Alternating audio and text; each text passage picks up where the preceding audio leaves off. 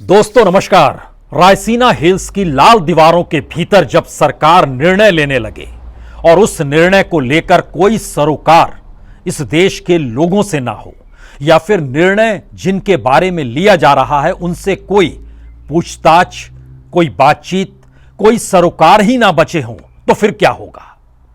जाहिर है जब आप निर्णय लेंगे तो उसके बाद आप पैबंद लगाने निकलेंगे। वो पैबंद उम्र बढ़ाने को लेकर होगा। वो पैबंद 10% प्राथमिकता देने का होगा अलग अलग क्षेत्रों को लेकर। वो पैबंद इस बात को बताने को लेकर होगा कि लाखों रुपए आपको 4 बरस की नौकरी के बाद मिल जाएंगे। लेकिन पैबंद से कोई देश नहीं चलता है, और खास तौर पर अगर सेना भी उसमें शामिल हो जाए तो परिस्थितियां कितनी विकट है। और इस देश के युवाओं को बीच बाजार में खड़ा कर उनकी बोली जिस तर्ज पे लगाई जा रही है, शायद ऐसी स्थिति इस देश के भीतर कभी नहीं थी। कभी नहीं से मतलब बहुत साफ है। इससे पहले जो भी निर्णय इस देश के भीतर में लिए गए उसको लेकर अलग अलग कमिटियां बनती थी। उन कमेटियों के जरिए उन लोगों से संपर्क साधा जाता था जो उन विभागों को चलाते हैं। लेकिन हो क्या रहा है? निर्णय ले लिया गया अग्निवीरों को लेकर और सरकार अग्निपथ पर निकल पड़ी। अग्निपथ के आसरे अग्निवीरों को लेकर जो आग बिहार में है, जो तेलंगाना में है, जो उत्तर प्रदेश में है, जो हिमाचल प्रदेश में है, जो राजस्थान में है, जो उत्तराखंड में है, देश के 12 राज्यों में जिस तरीके की आग, और उस आग के केंद्र में वही बिहार है जिसने छात्र आंदोलन के जरिए 1-2 बार नहीं 4 बार इस देश की राजनीतिक सत्ता को पलट दिया है।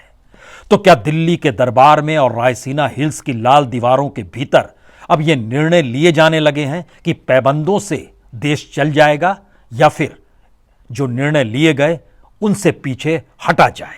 क्योंकि आज सुबह जब रक्षा मंत्री तीनों चीफ से मिले, navy chief admiral R Harikumar, if chief, Indian air force के एयर चीफ मार्शल विवेक राम चौधरी और आर्मी चीफ बीएस राजू के साथ जब उन्होंने मुलाकात की, उसके बाद कोई बड़ा फैसला तो नजर नहीं आया, लेकिन परिस्थितियों को टटोला जरूर गया।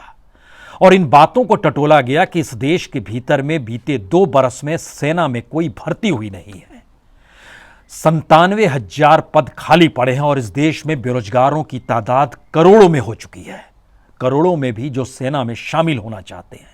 तो क्या उनके सामने वाकई इस विकल्प को रखा जा सकता था या रखा गया है? वो सही है कि बड़ी से बड़ी तादाद में लोग शरीक हों 4 बरस के लिए ही, लेकिन अगर उसको लेकर सरकार अग्निवीरों का लॉलीपॉप सामने रख दे और अगले 48 घंटों में जिसका जिक्र हो रहा है कि नोटिफिकेशन ले आया जाए, तो क्या छात्र आंदोलन थम जाएगा?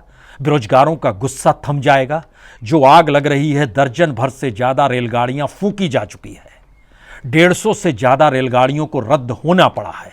इस देश के भीतर में रेलगाड़ी जो लाइफलाइन के तौर पर पहचानी जाती है, उसकी आवाजाही थम सी गई है। और इन परिस्थितियों में सरकार क्या मदमस्त होकर चुनाव जीतने के लिए अपने अपने तरीके से रास्ते बनाते चलेगी? क्या यही सच इस देश का है? संविधान के भीतर भी नागरिकों के हकों के साथ उसके रोजगार के हक का भी जिक्र है। नीति निर्देशक तत्व में चाहे इस बात का जिक्र हो, लेकिन सरकार इससे अनभिज्ञ नहीं है। तो आइए, हमको लगता है आज जरा उन पन्नों को खोल कर देखिए कि सरकार जिस रास्ते पर चल रही है वो रास्ता उसने खुद बनाया है। आर्थिक परिस्थितियां इस तरीके से 2014 के बाद तहस नहस हुई कि पहली बार इस देश के भीतर में एक सीट के लिए हजारों लाखों आवेदन आने लगे। और यह स्थिति आते आते धीरे धीरे सरकार को समझ नहीं आ रहा था अब वो क्या करेगी। तो क्या बेरोजगार छात्रों को बांटने के लिए उसने यह तुरुप का पत्ता फेंक दिया, और यह तुरुप का पत्ता राजनीतिक सत्ता को डिगाने के लिए सड़कों पर खुले आसमान तले नजर आने लगा है। परखिए इसलिए क्योंकि हम शुरुआत करना चाहते हैं 2016 में पहली बार लोगों के जहन में इस देश की बेरोजगारी को लेकर सवाल उठे थे, जब छत्तीसगढ़ में ग्रुप डी के लिए 24,544 पद निकले थे, वैकेंसी निकली थी, यानी तकरीबन 24,500 की, और आवेदन आ गए थे 2,30,000। उसके बाद मध्य प्रदेश में ग्रुप डी के लिए सिर्फ 125 वैकेंसी निकली और आवेदन आ गए 1,90,000। 2017 में ग्रुप डी में 35 पद निकले, आवेदन आए 60,000। पश्चिम बंगाल में 6,000 पद निकले ग्रुप डी के लिए 2017 में ही, आवेदन आ गए 25 लाख। राजस्थान में सिर्फ 18 चपरासी के पद निकले थे और आवेदन आ गए 12,453। मुंबई पुलिस में वैकेंसी निकली महिलाओं को लेकर 1,137 पदों को लेकर 9 लाख आवेदन आ गए और इस पर कील ठोक दी गई। रेलवे ने जब कहा 90,000 लोगों की भर्ती होगी तो आवेदन आ गए 2,80,00,000। इस 2,80,00,000 के भीतर में 7,500 इंजीनियरिंग किए हुए छात्र शामिल थे। 3,0985 छात्र एमबीए किए हुए थे। 5,000 से ज़्यादा एमए थे। पीएचडी थे लगभग 6,500 से ज़्यादा, 7,000 के लगभग में।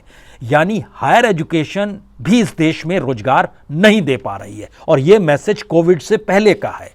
कोविड के बाद के क्राइसिस ने इस देश के सामने ऐसा अंधेरा खड़ा कर दिया कि रायसीना हिल्स को कोई पॉलिसी सुझाव नहीं दे रही थी। और जब उसे कुछ सूझ नहीं रहा था तो उसने उस बाजार अर्थव्यवस्था के अनुकूल रास्तों को टटोलना शुरू किया। यह सोचकर किया कि शायद जिस तरह बाजार में बोली लगती है, अगर बेरोजगारों की बोली भी इसी लिहाज से 4 बरस नौकरी देकर निकाली जाए तो इस देश में बहुत लोग कतार में नजर आएंगे, जो फॉर्म भरते हुए नजर आएंगे। लेकिन इसका अंदेशा उसे नहीं था। जब छात्रों का आंदोलन और छात्रों का आक्रोश सड़क पे आता है तो इसका मतलब है वो हर दिन अपनी जिंदगी अपनी उम्र से जोड़ रहा होता है। हुआ यही है। यह कोई किसानों का आंदोलन नहीं है, यह किसी नौकरी पाए हुए पेशाधारी का आंदोलन नहीं है, यह महंगाई भत्ते का आंदोलन नहीं है। यह जिंदगी और बढ़ती हुई उम्र के साथ अपने देश के भीतर अपने हक, रोजगार के हक को मानने का आंदोलन है, जिसमें उसे पता है कि उम्र ढलती चली जाएगी, उसकी जिंदगी के सामने अंधेरा गहरा होता चला जाएगा। तो क्या वाकई सरकार ने अग्निपथ के जिस रास्ते को चुना है उस रास्ते में दोबारा अतीत इसलिए सामने खड़ा हो रहा है क्योंकि हर किसी को पता है कि बिहार के सुपौल, जमुई, रोहतास, बेतिया, समस्तीपुर, लखीसराय, आरा, नालंदा, वैशाली, अरवल, इस सारे इलाकों के जो हम नाम ले रहे हैं, हमें जहन में आता है जेपी आंदोलन। जेपी आंदोलन के वक्त जिस लिहाज से यहां पर आंदोलन किया, और उसमें पटना भी शरीक था। दिल्ली की राजनीतिक सत्ता को समझ नहीं आया था कि क्या हो रहा है। और याद कीजिए, इस देश में आज़ादी के बाद पहला आंदोलन 1955 में पटना शहर में ही हुआ था। पटना यूनिवर्सिटी के छात्रों का आंदोलन था।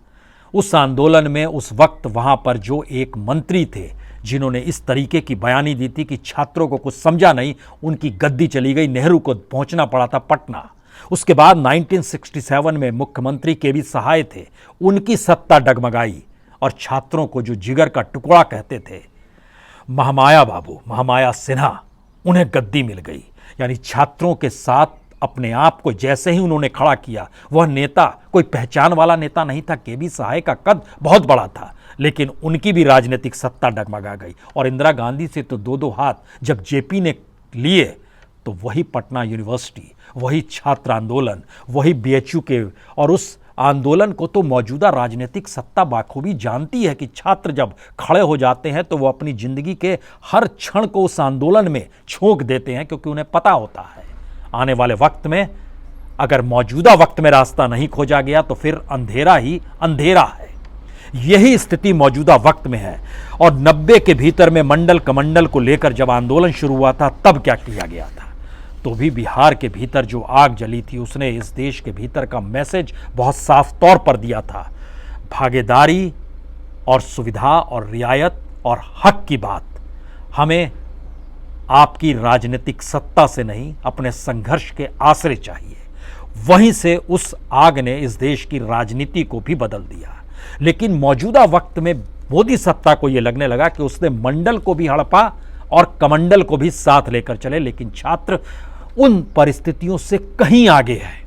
और शायद इसीलिए हमें लगता है कि आज जेपी के उस वक्तव्य को याद कीजिए जब इस देश में चुनाव का ऐलान इंदिरा गांधी ने 1977 में कर दिया, तो जेपी ने एक भाषण में कहा था, 28 फरवरी को वो भाषण दिया गया था पटना के गांधी मैदान में। उन्होंने जिक्र किया था कि जनता को अपनी बात बिना डर और खुलकर कहनी होगी कि वह लोकतंत्र के साथ है या तानाशाही के साथ है। चुनाव तो एक आयाम है, जनता का संघर्ष तो महंगाई, करप्शन और तानाशाही की हवा के खिलाफ है। जेपी के ये बोल अगर मौजूदा वक्त में आप फिट करें तो बेरोजगारी, करप्शन, तानाशाही और लिए जा रहे पॉलिसीगत निर्णय बंद कमरों में जो लिए जाते हैं लाल दीवारों के भीतर, जिस रायसीना हिल्स पर जाने की इजाजत किसी आम शख्स को नहीं है। छुट्टी वाले दिन वो जा सकता है, देख सकता है, राष्ट्रपति भवन को देख सकता है, नॉर्थ साउथ ब्लॉक को देख सकता है, वहां से पार्लियामेंट निहार सकता है। लेकिन सामान्य तौर पर ऐसी स्थिति इस देश में कभी नहीं थी कि बंद कमरों में निर्णय लिए जाएं। जो भी निर्णय लिए गए उसके पीछे उस दौर में प्लानिंग कमीशन काम करती थी। अलग अलग प्लानिंग कमीशन जो स्टेट के साथ जुड़ी रहती थी और मंत्रालयों के साथ जुड़ी रहती थी, वो डिसीजन लेती थी। लेकिन क्या इस दौर में नीति आयोग जो बनाया गया प्लानिंग कमीशन को खत्म करके, उससे कोई भी इनपुट लिया गया? नहीं लिया गया है। यहां तक कि सेना के तीनों अंगों के चीफ के साथ जब रक्षा मंत्री बैठ रहे हैं और उसके बाद उन परिस्थितियों को बनाना और बताना चाह रहे हैं, और पूरे बीजेपी के मंत्री अलग अलग जगहों पर जो बता रहे हैं, तो दूसरी तरफ की परिस्थिति भी समझिए। डिप्टी सीएम के घर पर हमला, बीजेपी के ऑफिसेस पे हमला, ये मैसेज क्या है? मैसेज है कि सत्ता और सरकार और उससे बहुत दूर जनता, दोनों के बीच के तारतम्य टूट चुके हैं। इस टूटती हुई परिस्थिति को जोड़ेगा कौन और जुड़ेगा कैसा? क्या किसान आंदोलन की तर्ज पर एक दिन प्रधानमंत्री आकर कहेंगे हमने समझाने की कोशिश की, बताने की कोशिश की, छात्र नहीं माने तो हम इसे वापस लेते हैं और पहले की तरह ही चीज़ों को लागू कर देते हैं? क्या इस बात का जिक्र करेंगे? यानी खुद को बचाते हुए और जनता को नाकाबिल समझते हुए निर्णय इस देश में लिए जा रहे हैं जिस जनता ने आपको सत्ता पर बैठाया है। ये सारे सवाल फिर से इसलिए मौजूद हो चले हैं क्योंकि हम जब जिक्र कर रहे हैं छात्रों का, तो अब जरा समझिए, इस देश में 15 से 29 वर्ष तक के छात्रों की तादाद या युवाओं की तादाद तकरीबन 33 करोड़ है। 33 करोड़ में से 11 करोड़ के पास कोई काम नहीं है, और ये डाटा आता है organisation for economic corporation and development का ये आंकड़ा है। सांख्यिकी मंत्रालय ने बताया 33 करोड़ है और उसमें से 11 करोड़ कोई काम नहीं करते हैं। ये एक दूसरी परिस्थिति है। इसका मतलब है 22 करोड़ लोग जो काम करने की दिशा में बढ़ना चाहते हैं, उनके पास कोई काम नहीं है। उनमें से बहुत छिटपुट स्थिति अगर central government employ, state government employ के तौर पर और प्राइवेट सेक्टर को भी जोड़ लीजिएगा, तो अगर ये मान लीजिएगा कि सभी ने नौकरियां दे दी, तो इस 22 करोड़ में से आपके हथेली में दोबारा से 18 करोड़ बच जाएंगे। 4 करोड़ से ज़्यादा किसी सारे सेक्टर को मिला लीजिएगा तो नौकरियां नहीं हैं। इतनी दी गई है खुले तौर पर, जिनकी उम्र अब 35 साल भी हो गई होगी, 40 साल भी हो गई होगी, हर सेक्टर में। इतनी बड़ी तादाद में देश के भीतर बेरोजगारों की स्थिति को थामने और समझने के लिए क्या सरकार के पास कोई नीति नहीं है? और सरकार मान चुकी है कि उसकी अर्थव्यवस्था फेल है, वहाँ से कोई रोजगार की परिस्थिति निकल नहीं पा रही है। क्योंकि अगला सवाल आता है 18 से 23 साल का। सरकार ने व्यवस्था की है 17 से 21 तक पहले की थी, अब 24 कर ली है। इसके दायरे में जो छात्र आते हैं उनकी तादाद, जो 17 से 24 साल के बीच में जो छात्र निकल कर आते हैं, उनकी तादाद तकरीबन 17 करोड़ है। 17 करोड़ छात्रों में से आप उसको 3 हिस्सों में बांट दीजिए। एक हिस्सा जो बिल्कुल सैनिक नहीं बनना चाहता है, 17 करोड़ में से एक हिस्सा मिल जाए तो ठीक है, नहीं तो किसी दूसरी जगह काम कर लेंगे, और एक जो है पूरी तरीके से उसी दिशा में तैयार है, वह भी लगभग 5 करोड़ 75 लाख है। तो 5 करोड़ 75 लाख इस देश में बिखरे हुए युवा भी अगर सिर्फ इस अग्निवीर और अग्निपथ के नाम पर एकजुट हो जाएं, हम तो उनका जिक्र नहीं कर रहे हैं जो अलग अलग तरीके से परेशानियों को झेल रहे हैं। लेकिन सरकार आग से खेल रही है। जब इस बात का हम जिक्र कर रहे हैं तो इसके पीछे एक खास सोच है। वजह यह है कि अपने तौर पर भारत में इंटेलिजेंस फेल नजर आया, उसे समझ नहीं आया अग्निपथ के बाद इस देश में क्या हो सकता है। इंटेलिजेंस फेल था, अलग अलग राज्यों की सरकारों की जो भी खुफिया एजेंसी थी वह फेल थी। इसका असर सबसे बड़ा ये हुआ है कि जिनके खिलाफ एफआईआर दर्ज की जा रही है, वो एफआईआर टावर जो होता है, मोबाइल टावर जो होता है, उसके जरिए नोट किया जा रहा है कि कौन कौन सा मोबाइल उस दौर में उस आंदोलन के दायरे में था। ध्यान दीजिए, मोबाइल लेकर छात्र उस जगह पर पहुंचा और उस मोबाइल को इंडिकेट करके उनको छात्रों के नाम जोड़कर एफआईआर की जा रही है। एफआईआर का मतलब यह होता है कि इसके बाद कोई नौकरी का नहीं मिलना। यह एफआईआर वो नहीं है जिसमें आपको थाने पहुंचना है और फिर आपको अदालत में लड़ाई लड़नी है। ये एफआईआर बच्चों की जिंदगी के साथ ऐसा खिलवाड़ है कि उसको आने वाले वक्त में कहीं नौकरी नहीं मिले। जो रेलवे रिक्रूटमेंट बोर्ड के समय आंदोलन हो रहा था, जो एनटीपीसी के वक्त में आंदोलन हो रहा था, उस समय भी छात्रों पर एफआईआर हुआ और उनको नौकरी नहीं मिलेगी। छात्रों के सामने दो ही परिस्थिति आकर खड़ी हो गई है, आंदोलन में जाइए तो मोबाइल लेकर नहीं जाएं क्या। हमारी बिहार के छात्रों से बातचीत हो रही थी, वो कह रहे थे कि अगर इस तरीके से एफआईआर हो रही है तो अब हम मोबाइल लेकर नहीं जाएंगे, लेकिन हम आंदोलन को छोड़ नहीं सकते हैं, क्योंकि एफआईआर उसके बाद जो आमने सामने होगी तो देखे कौन देखता है और कौन एफआईआर करता है। यानी इतनी परिस्थिति नाजुक है। इस परिस्थिति नाजुक की परिस्थिति में आज सुबह सुबह जो मसौड़ी में हुआ, खुद सरकार कहती है कि वहां से भी 10-15 राउंड की गोलियां चली, इसीलिए पुलिस ने आत्मरक्षा में 100 राउंड की गोलियां चला दी। तो क्या ये एक हिंसक समाज की स्थिति में पूरे अग्निवीरों को ले जाने की सोच है, या इस समाज के भीतर टकराव की परिस्थिति करके जो इस देश में एक्चुअल के मुद्दे थे, जिसमें बेरोजगारी सबसे अहम था, उससे भी सरकार पल्ला झाड़ने के लिए इन परिस्थितियों को खड़ा कर रही है? यह भी एक सवाल है। हालांकि तर्क खूब दिए जा रहे हैं कि किसे मिलता है 4 साल में 15 लाख रुपया, जो आप कमाएंगे और जो आपको उसके बाद पैसा मिलेगा। कुल मिला के इतना 4 साल, उसके बाद आप कोई भी काम कर सकते हैं। इस देश के भीतर में जो एमएसएमई है 15 लाख से ज़्यादा उन्हें दिए गए, लेकिन हजारों एमएसएमई डेवलप नहीं हो पाए। जो पैसा सरकार देती है, जिसमें 50,000 से लेकर 2 लाख तक की परिस्थिति सरकार ने बनाई हुई है कि बैंकों से आप कर्ज ले सकते हैं, उनसे भी इस देश में रोजगार नहीं थमा। यानी जिंदगी जीने भर के लिए पैसे खर्च हो जाते हैं, आप एक रेगुलर व्यवस्था नहीं कर पा रहे हैं। यानी इस देश को रेगुलर तरीके से कैसे चलाया जाए, और पीढ़ी दर पीढ़ी, नेता दर नेता, प्रधानमंत्री दर प्रधानमंत्री एक धागे में पिरोए कि हमको देश को किस दिशा में ले जाना है, यह सोच गायब हो गई।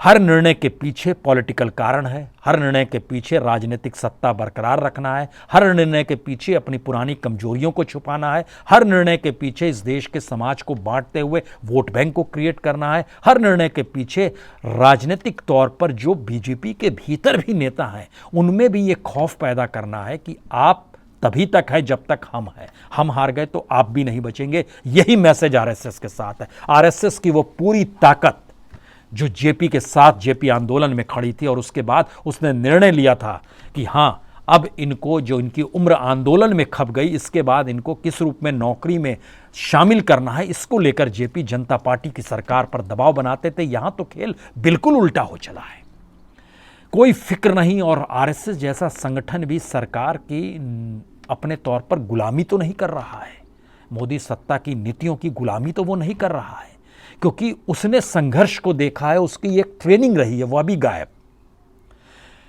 मौजूदा वक्त में किसी भी पॉलिटिकल पार्टी के पास वह ताकत नहीं बची है जिस ताकत का एहसास छात्र अपने आंदोलन के जरिए करा सकते हैं। अब यहां पर सवाल है, क्या वाकई सरकार इन चीज़ों को नहीं जानती है? हमें लगता है सरकार नहीं जानती, और जिन जगहों पर आंदोलन चल रहे हैं वहां के छात्रों को समझिए, वो कितनी बड़ी तादाद में सैनिक बनना चाहते हैं।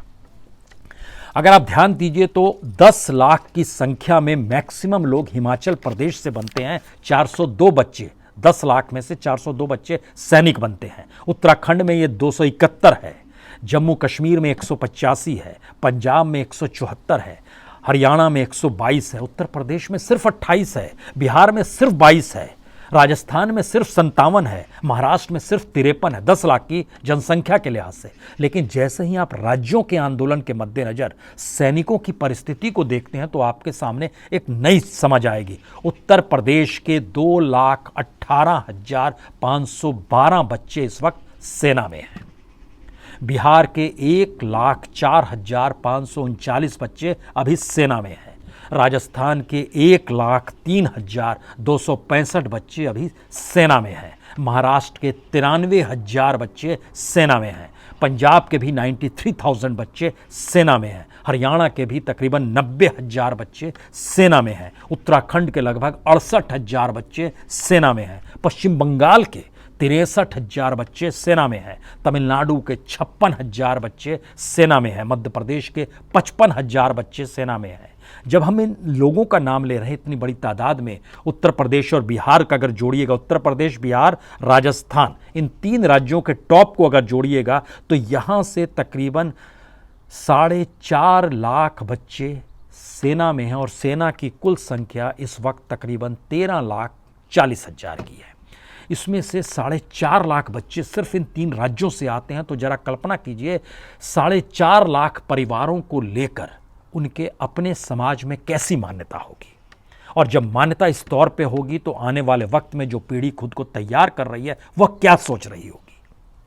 अगर इससे आपको लगे कि सरकार नहीं समझ पाती है, तो हमें लगता है कि एक दूसरा सच जो आपको जानना चाहिए, ये सरकार के सरोकार लोगों के साथ क्यों नहीं है। हमने जब इसको खंगालना शुरू किया तो हमें जानकारी मिली कि इस देश में अगर प्रधानमंत्री और मुख्यमंत्री को छोड़ दीजिए तो सिर्फ एमपी एमएलए पर जो हर दिन खर्चा इस देश के टैक्स पेयर का पैसा होता है वह तकरीबन 4 करोड़ रुपए का है। हर दिन खर्चा ये लोग करते हैं। जो राज्यपालों पर खर्चा होता है वह भी तकरीबन 50 लाख से ज़्यादा हर दिन खर्चा होता है। इस देश में एमएलएस की तादाद लगभग 4,500, एमपीस की तादाद लगभग 543 और 245 को मिला लीजिए लगभग 750 के लगभग होगी। यानी इतनी कम तादाद में इस देश के लोगों के ऊपर जो पैसा खर्चा हो रहा है, जो पार्लियामेंट्रीज हैं, जो एमएलएज हैं और प्रधानमंत्री, जो एक विदेश दौरा तो छोड़ दीजिए, जो विज्ञापन भी किया जाता है उस पर भी 4 करोड़ रुपया प्रतिदिन का खर्चा है। राष्ट्र के नाम जब प्रधानमंत्री संदेश देते हैं, जिस तरह किसानों के नाम संदेश देने के लिए आए कि हमसे गलती हो गई, आज हम वापस ले रहे हैं, और उन्होंने गुरु को याद किया, उस पर भी खर्चा 8 करोड़ 50 लाख का खर्चा हो गया। हमारा गणित बहुत साफ है। इस देश में राजनीतिक सत्ताओं पर जो खर्च होता है, उस खर्च के बाद जो उनकी जिंदगी होती है, उसके कोई सरोकार इस देश के लोगों के साथ नहीं होते हैं। और शायद इसीलिए अग्निवीरों के भीतर जलती हुई ज्वाला जो है, जो अलग अलग तरीके से राज्यों में आक्रोश पनप रहा है, उससे भी ये वाकिफ नहीं है। ये अभी भी मदमस्त हैं अपने तौर पर। हाँ, राजनाथ सिंह बैठे निर्णय लेने की परिस्थिति में वह भी नहीं, वह बातचीत कर रहे हैं रक्षा मंत्रालयों के तीनों चीफ के साथ। लेकिन जब हमने परखा कि आखिर इनकी ज़िंदगी जब ऐसे चलती है, तो जो पेंशन की रकम है जो इन राज्यपालों को, इन विधायकों को, इन सांसदों को मिलती है, और जो इनकी चिंता हो गई है सैलरी और पेंशन को लेकर, हमारी टीम ने जब उसे जोड़ना शुरू किया तो पता चला कि जो रकम हर महीने नौकरी करने के बाद अग्निवीरों को मिलेगी, जो हाथ में आएंगे 20,000, यहाँ पेंशन में हाथ में आते हैं 25,000, जो सुविधाएं मिलेगी अग्निवीरों को नौकरी करने के दौरान, और सारी सुविधाओं का जो जिक्र कर दिया गया, हम ये देंगे, उससे लगभग 3 गुना ज़्यादा, क्योंकि 10 हवाई जहाज़ की टिकट दे दी जाती है, सेकंड एसी में आप सफ़र कर सकते हैं किसी साथी के साथ, मेडिकल सुविधाएं आपको अपरंपार हैं। लेकिन दूसरी तरफ सरकार की जानकारी बतलाती है कि इस देश के भीतर में जो अग्निवीर हैं उनको कोई सुविधा किसी रूप में नहीं मिलेगी जो एक सामान्य सैनिकों को मिलती रही है। आखिरी सवाल, 4 साल की नौकरी के बाद भी आपको मेडिकल की सुविधा नहीं मिलेगी। 4 साल की नौकरी के बाद भी इस देश में ट्रैवल करने के लिए आपको कोई सुविधा नहीं मिलेगी। 4 साल की नौकरी करने के बाद आप बेरोजगार होंगे। आप नौकरी करने के दौरान आपका चिन्ह, बैच, बिल्ला जो भी होगा, रैंक होगी, सब कुछ अलग होगी। और जिस तरीके से एक ट्रांसपेरेंसी होनी चाहिए किसी भी विभाग के भीतर काम करते हुए, वह भी जब नहीं होगी, तो फिर इस देश में अग्निपथ किसके लिए है और अग्निवीर किसके लिए है? क्या सरकार अपने फैसले को वापस लेगी, या सरकार पैबंद लगाकर अभी काम चलाएगी? कुछ और सुविधाएं देंगी, कुछ एफआईआर का खौफ होगा, कुछ दूसरी नौकरियों में सुविधाएं देने का जिक्र होगा, कुछ इस नौकरियों में फटाफट नोटिफिकेशन जारी कर जनता और लोगों की मानसिकता को बांटने की परिस्थितियों में खड़ी करेगी, और ढोल पीटे जाएंगे इस देश की मेन स्ट्रीम मीडिया के जरिए कि देखिए सरकार का एक शानदार मास्टर स्ट्रोक जिसे जनता समझ नहीं पाई। क्या इस स्थिति में इस देश को लाकर मौजूदा राजनीतिक सत्ता ने खड़ा कर दिया है? ये सारे सवाल हैं। ये सवाल इसलिए महत्वपूर्ण हो चले हैं क्योंकि राजनीतिक सत्ताएं जब डिगती है और जनता जब तय करती है तो ऐसे में कोई पॉलिटिकल पार्टी या उसका नेता मायने नहीं रखता है, चाहे वो बिहार के नीतीश कुमार हों या दिल्ली में बैठे हुए नरेंद्र मोदी हों। ये सवाल बेचैन करने वाला है। एक चुनी हुई राजनीतिक सत्ता के समानांतर छात्र आंदोलन कर रहे हैं कि आपके लिए हुए निर्णय ना तो हमें मंजूर है, ना ही इस देश हित में है। फैसला कौन करेगा, इंतजार करते हैं। बहुत बहुत शुक्रिया।